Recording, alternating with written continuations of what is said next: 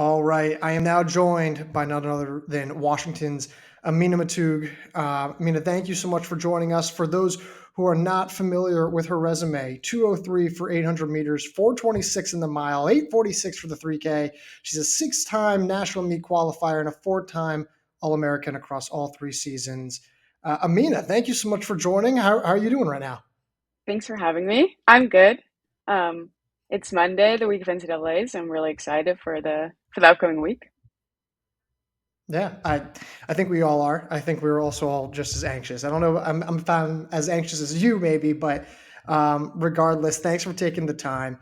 And this whole call, this whole interview series that we're doing with yourself and a handful of others, brought to you by On. So you are, of course, a On NIL athlete, and so what I've really kind of just been trying to get a better idea about with a lot of the On NIL athletes is to maybe to those who are outside of the NIL space, like our readers, like myself, can you kind of go through what it looks like to have a partnership in as an NIL college athlete and specifically with On? Um, yeah, I think, um, well, one of the things is just kind of a brand like On showing support for athletes they believe in and they stand behind. And I think it's really cool that I get to be one of those athletes, and it's really cool that they get to support me throughout college and through this NIL space. That this becomes an opportunity, and I've had a great time so far working with On, and I hope they had too. But I think it's a really cool opportunity. Yeah, and that's been the kind of the main theme that I've been getting from a lot of the other NIL athletes is that they're very invested and dedicated to a very, select group of people who they're very much in belief with, which is really nice. That's been a constant theme, which I've really appreciated. But of course, they are, of course, partnering with us for the national meet, the NCAA Championships. And the last time we spoke, you were just making the transition from Duke to Washington over the summer months. And you had also mentioned that you were kind of coming back and recovering from an injury. And at least as of late, when you look at your last few meets, you've been on fire. You've been so, so good. PRs, really strong performances across the board. Was there a specific meet this season where you felt like, oh, I'm really back? Like I'm back at like my top form. I can really make this a special season. Um, well, thank you. I think this season has been really good. And I'm really excited for what's to come. But yeah, I think honestly, my first indoor race, I was really nervous because cross country just didn't go as I wanted it to. And it definitely wasn't up to standards compared to like previous years. So I was pretty like unsure about what my form was like. And then the first intermediate was just kind of nerve wracking, but then I ended up running 428, and I was like, okay, if I can do this while being like super insecure, like when I have kind of some self confidence, I think there's so much more in me. So that was a good reassuring race. So in your transition, from Duke to Washington, has there been anything in particular that you've been like, wow, this has really been a different thing that I've really kind of maybe unexpectedly, thrived, really have enjoyed kind of working at on Washington. And maybe that's been a differentiator in terms of getting me back to this level, pretty much within the last month. Um, well, I think for one, it's just like the Washington team is so elite, like both on the men's and women's side, and just coming to practice every day and seeing like all these amazing athletes and getting pushed by my training partners has been amazing. So you mentioned your teammates there. Is there any possibility that we see you in the DMR? Like I know you've already got the mile. I know you've already got the 3K on tap. Could we see you in the DMR? Try the triple again. Yeah, I think honestly, like you never know who's going to be in the DMR. Everyone can be on the lineup, so can I, so can Chloe. Like, so I'm just think we have a great team, and I think whoever's going to run it, it's gonna be great. That was a very fun answer. Okay, in terms of the some of your teammates and at least some of the triple that you tried, I believe 2 years ago in 2023. I believe you also tried that mile DMR 3K triple. Is that correct? I didn't end up running the DMR that year. I just ended up running You the mile didn't. and the 3K. Okay, never mind. Then I may have mixed that up. Um, but in terms of the actual national meet itself and some of the demands that it's going to require of you, You and I were talking beforehand. You're also observing Ramadan right now, which I thought is something that's really fascinating and something that I've also realized. Wow, so you've gone probably into every national meet here, having to observe Ramadan. Can you just give our audience a little bit of a background of like what is Ramadan, kind of what does that require, and kind of how that can impact some of your racing and training? So actually, this has been the first year that it's been in the lead up to NCAA Indoors because every year Ramadan, it moves. But yeah, Ramadan is it's like a holy month for Muslims. We fast for a month from like sunrise to sunset. Um, so yeah, you don't drink and you don't eat during those hours. Um, yeah. So how challenging has that been? At least you mentioned how this is kind of the first time it's like kind of led up to the national meet this year. How challenging has that just been in terms of as you prepare for the biggest meet of the season, knowing that hey, I'm going to have to try to adjust a few things scheduling wise and just trying to eat properly and drink properly at the proper times. How have you tried to balance that so far? Yeah, I think it's honestly like it's been pretty cool because I feel like it made me more intentional in this lead up towards NCAA indoors. Um, and it's also cool to know that there are other elite athletes in the NCAA that observe Ramadan and that have performed great during Ramadan, after Ramadan. And there's so many elite athletes uh that do observe Ramadan, and I think it can be a superpower and doesn't have to be like something that holds you back.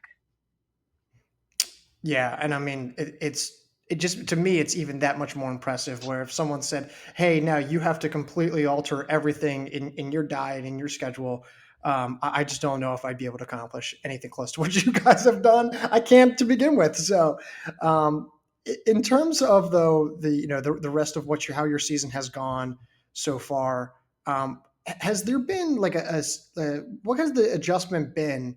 In terms of trying to not only get back into top form, but then also trying to transition to a new school, Duke to Washington. Have there been any, I don't want to say hiccups, but have there just been any, learning curves that you've had to go through, and as you get more and more comfortable, would you say that that has kind of contributed to a, more successful postseason here as we get into the indoor track season?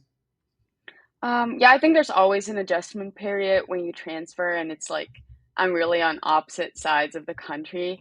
Um, but honestly, like the Washington team's so great, and yeah, I felt welcome from the start, and it's been just a really fun group to kind of train with, travel with, and just become friends with. So yeah, I think it's always sort of an adjustment, and especially coming back from injury was a little bit different in terms of training. But I think Marisa Powell has done a great job with me, kind of like making sure I don't skip any steps and being like patient, and it's paying off right now. As Coach Powell, like, is there anything about her training that maybe differs from your time at Duke, where you're like, oh, I never like expected this aspect of training? Is there something that maybe she really emphasizes, extra speed work, or maybe she really emphasizes, weight room or whatever it may be? Is there anything like that that you really found stood out to you, going, oh, this feels like a really big differentiator in what her program is run on? I honestly think a lot of the training is pretty similar. But one of the things that stood out to me the most is that in the beginning of the year, when I sat down with her, she was like, I know you can be like an elite 1500 runner and like you don't have to move up to the 5K because I feel like that's kind of what everyone tells you when you end up running a good 5K. People are like, well, with your speed, you could be a great 5K. And she told me, she's like, well, if you want to run the 1500, like, I think you can be an elite 1500 runner and you have so much more to give. And let's put it all out there and see what you can do. What do you think your best event is? Because I really think you're great at everything.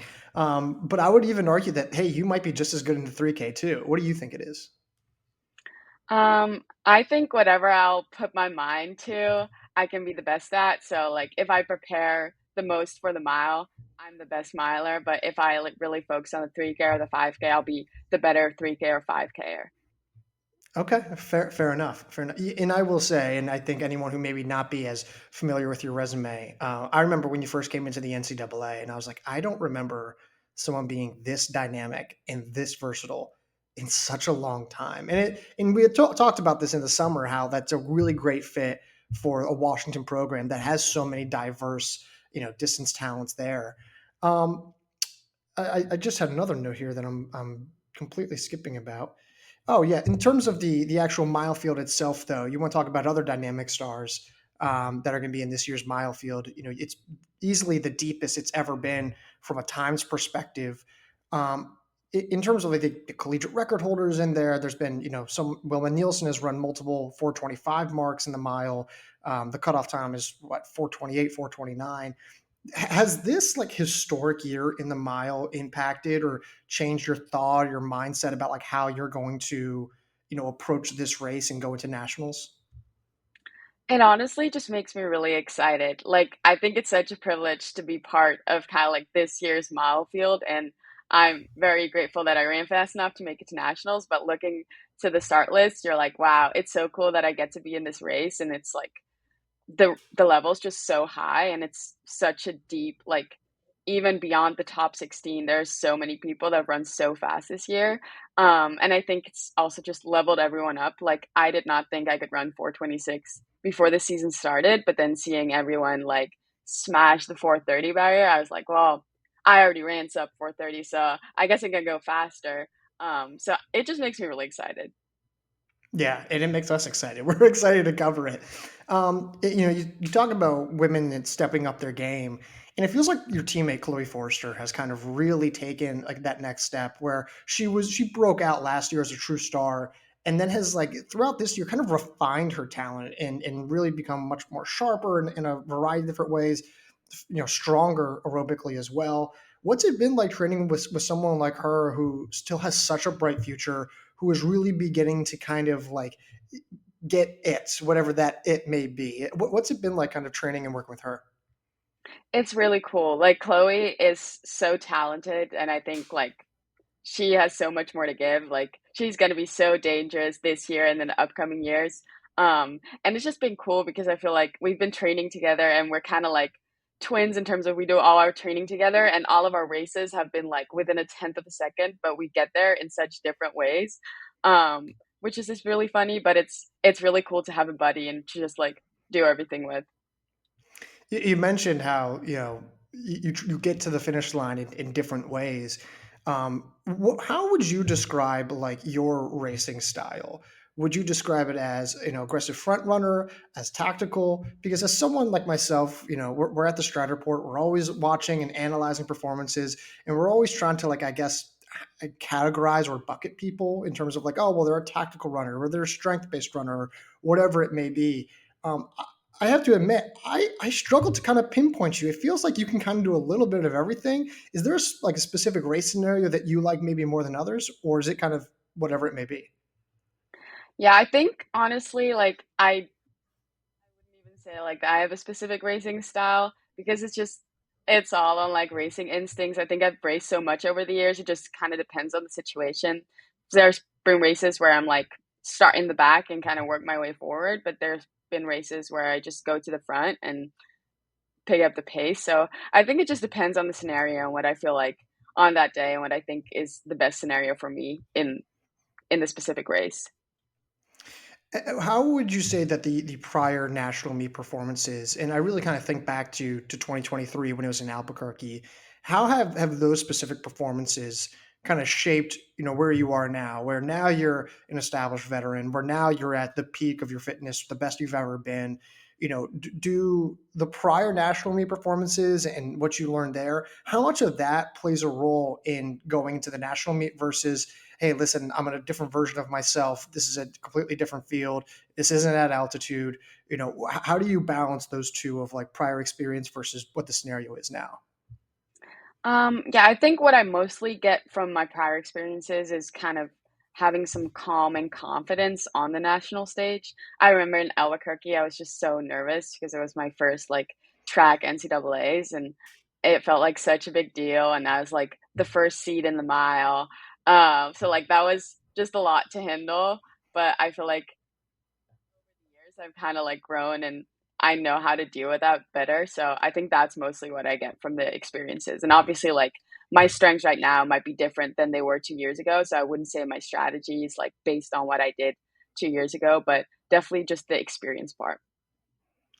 Yeah, and you kind of look at this year's field, and it has a lot of like older runners, but also runners who are kind of in a similar position as you were back in 2023, which is this is their first time, on a major stage at this level before. Could I guess maybe a better question to ask is how much do you consider your opponents and your opponents like maybe racing styles or their strengths versus just focusing on yourself? I know some athletes I've talked to are like, hey, I want to know every little thing about my opponents because I want to be able to properly react to them. Where others say, hey, listen, it never plays out exactly how you think it will. I can only control my race. Where do you fall like within that line? Um, I'd say I'm, like, kind of somewhere in the middle. Like, I definitely wanna know who my opponents are and, like, I kinda know what their racing strategy is when I've raced them a ton or, like, what their strengths are, so just having that in mind, but also, like, it's all about my race and just, like, giving all I have on that day, and, like, I mean, in the heats, it's just about getting top 4 and trying to qualify, and it doesn't really matter who's around you. Yeah, yeah, fair enough. Well, Amina, thank you. This is great. I feel like we covered a little bit of everything across the board. So, thank you so much. I'm sure some of our freelancers will be able to chat with you while you're at nationals, and so we'll see you there. But in the meantime, thanks again, and best of luck at nationals. Thank you so much.